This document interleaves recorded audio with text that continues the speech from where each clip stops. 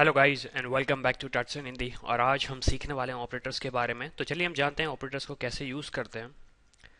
सबसे पहले ऑपरेटर की एक सिंपल डेफिनेशन, ये ऑपरेंड्स के साथ काम करते हैं। तो फॉर एग्जांपल आप देख सकते हैं यहाँ पे मैंने लिखा टोटल इक्वल्स टू 18 प्लस 15। इसका मतलब ये हुआ जब हमारे 18 और 15 हमारे ऑपरेंड्स हुए, टोटल हमारा ऑपरेंड हुआ और इक्वल टू और प्लस साइन हमारे ऑपरेटर्स हुए। फिर हमारे पास types of operator, arithmetic operator, logical operator, relational operator, increment decrement operator. फिर हमारे पास सबसे पहले अरिथमेटिक ऑपरेटर्स आते हैं।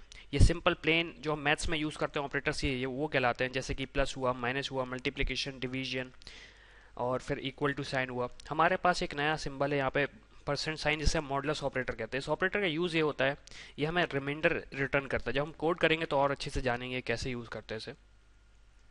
फिर हमारे पास आते हैं लॉजिकल ऑपरेटर्स।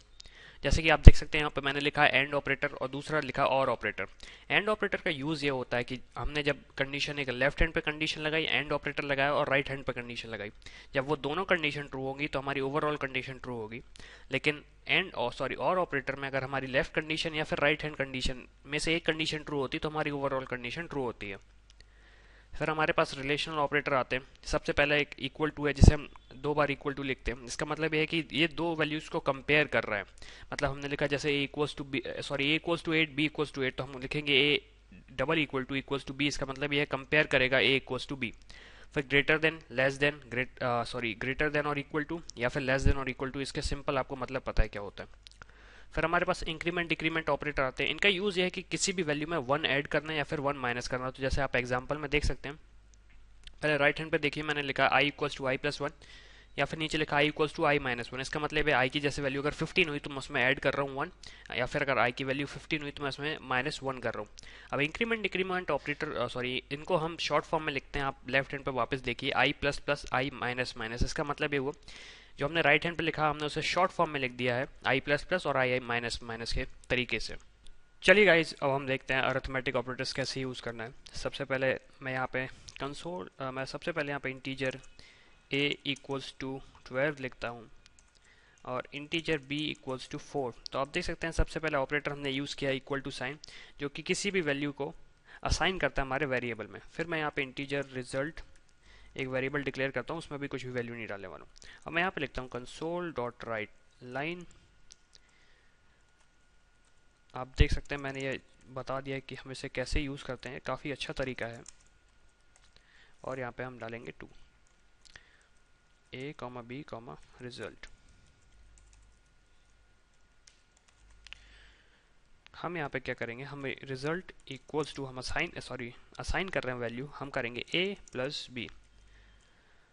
तो हम यहाँ पे सबसे पहले ऑपरेटर यूज़ कर रहे हैं अरिथमेटिक ऑपरेटर का प्लस साइन। तो मैं इसे रन करूँगा। पहले यहाँ पे लिखूँगा कंसोल डॉट रीड की। आपको पता है इसका यूज़ क्या है, ये हॉल्ट करती है विंडो को क्लोज होने से।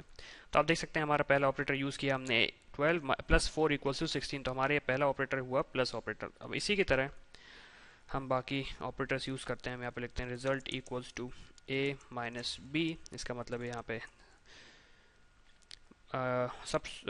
माइनस करेगा वैल्यू, तो हम इसे कॉपी कर लेते हैं जल्दी से। फिर हम यहाँ पे लिखते हैं result equals to a divide by b। फिर हम इसे कॉपी कर लेते हैं और फिर हम यहाँ पे लिखते हैं result equals to a multiply by b। हम इसे कॉपी कर लेते हैं और यहाँ पे रखेंगे हम finally result equals to a mod b, और इसे हम कॉपी कर लेते हैं। हम सिंबल्स हमें चेंज करने पड़ेंगे। हम यहाँ पे लिखेंगे माइनस। ये सिर्फ एक रिप्रेजेंटेशन है कि हमने क्या किया, इसका कोड से कोई लेना देना नहीं। हम यहाँ पे मल्टीप्लिकेशन यूज़ करेंगे और यहाँ पे हम करेंगे मॉड का।